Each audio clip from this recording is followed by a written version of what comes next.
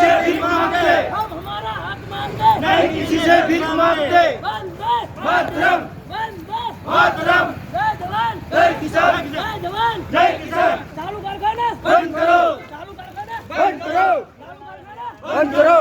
जय जवान जय किसान, जय जवान जय किसान, भारत माता की जय, भारत माता की जय।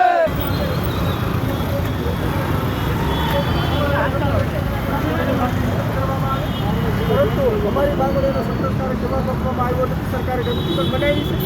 હજી પણ અમે કહીએ છીએ કે રત્ન કલાકારોનો ભાવ વધારવા માટેની ઉચ્ચ સ્તરીય સમિતિ બનાવવામાં આવે અને માલિકો દ્વારા આ સમિતિનું ગઠન કરવામાં આવે. એની અંદર કામદારોના પ્રતિનિધિને જગ્યા આપવામાં આવે, જેથી કરીને આવનારા દિવસની અંદર રત્ન કલાકારોને પોતાનું જીવન ગુજરાન ચલાવવા માટે તકલીફો ના પડે.